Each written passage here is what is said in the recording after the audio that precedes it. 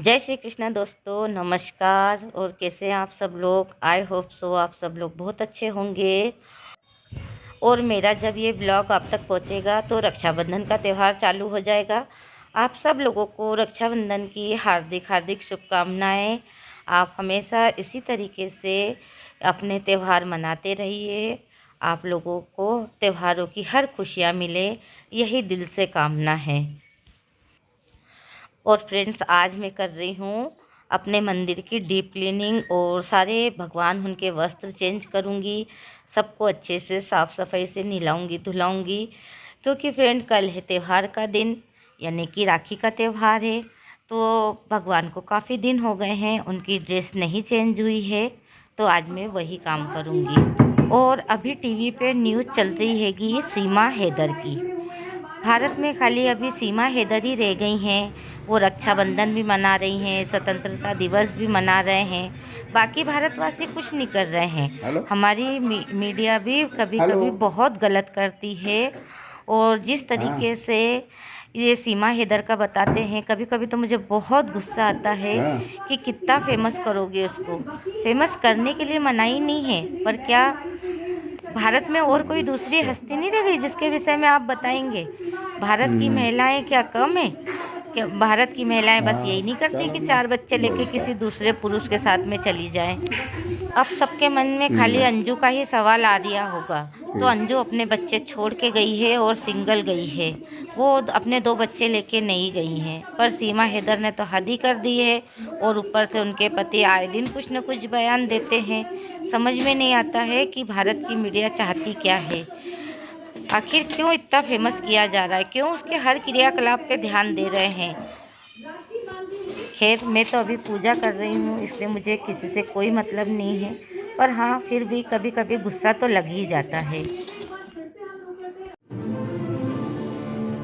और ऐसे तो दोस्तों, मैं अपने भगवान हमेशा किचन में रख के ही साफ़ करती थी। गैस स्टैंड पे उन्हें बिठा लेती थी और बढ़िया से उनकी साफ़ सफाई कर देती थी। पर आज मैंने अपने भगवान उनको हॉल में ही रखा है। कारण यह है कि मैं इतनी देर खड़ी नहीं हो सकती हूँ, इसलिए मैंने भगवान उनको आज मेरे स्थान पे ही बोला है कि आज आप यहीं नहाओ धो।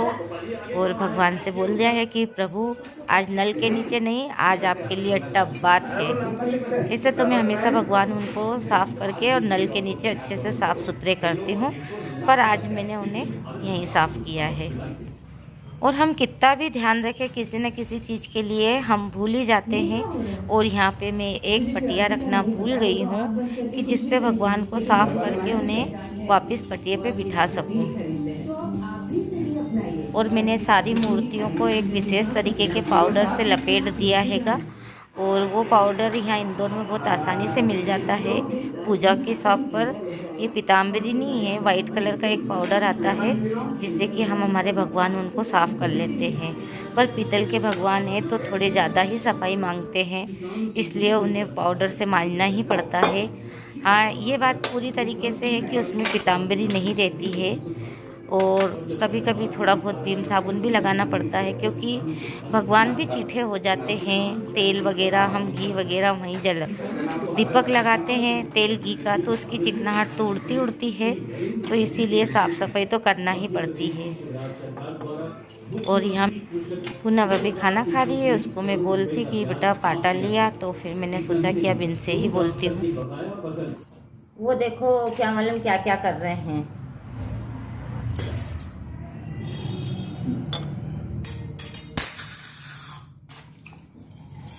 और ये जो मेरी भोलेनाथ जी की मूर्ति है, ये पीतल की थी, पर ये पीतल की नहीं निकली थी और इसकी जो पॉलिश थी वो हट गई थी। फिर मैंने इन्हें काले पेंट से कर दिया था, क्योंकि जिन गुरु को हम मानते हैं उन्होंने मेरे को ये बात कही थी कि जो भगवान जिस रूप में आते हैं हमको उसी रूप में पूजना पड़ते हैं। तो मैंने उन्हें काला पेंट कर दिया था।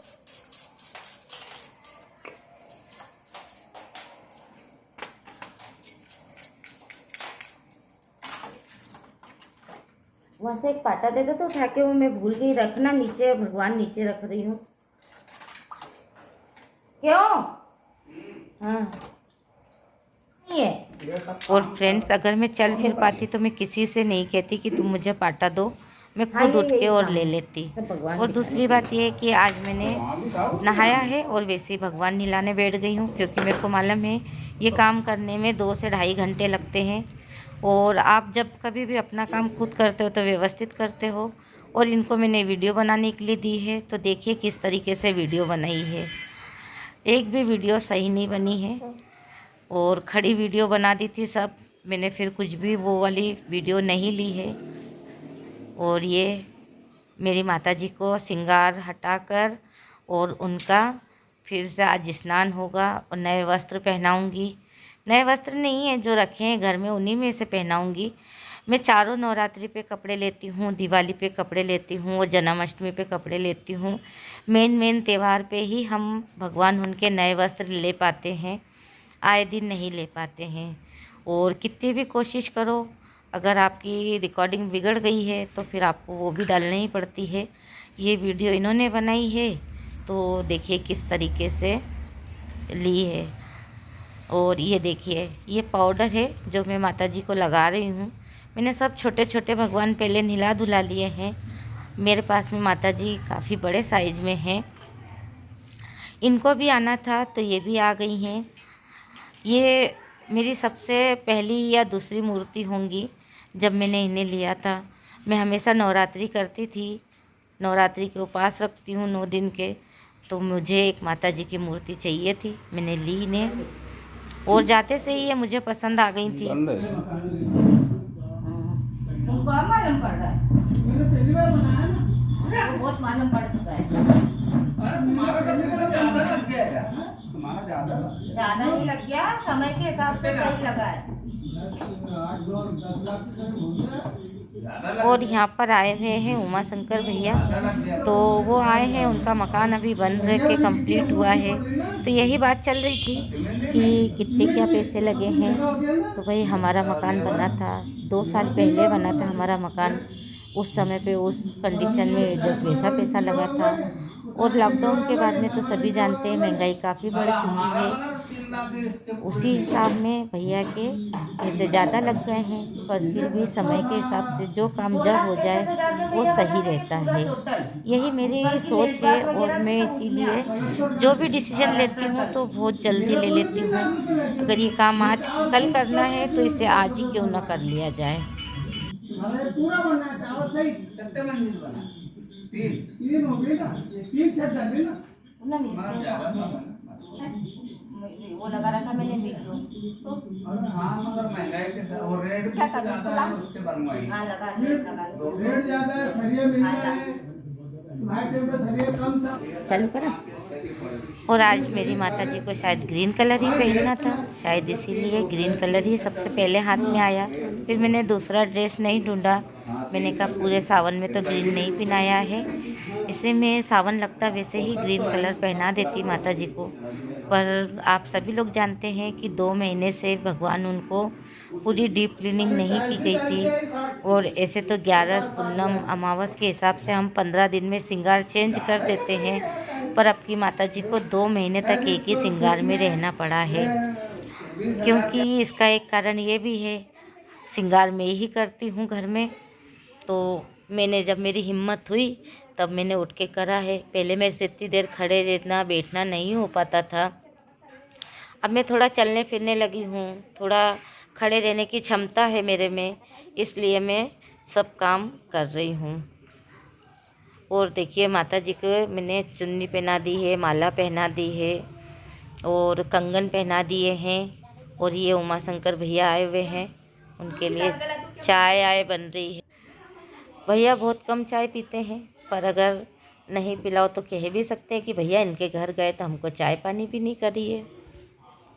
और ये माताजी को मैंने चुन्नी निकाल के ओढ़ा दी हैगी। चुन्नी 3-4 तरह की चुन्नियाँ हैं वो, पर मैंने हमेशा माताजी के लिए लाल चुन्नड़ी ही खरीदी है। दूसरे कलर की चुन्नड़ी मुझे पसंद भी नहीं आती है।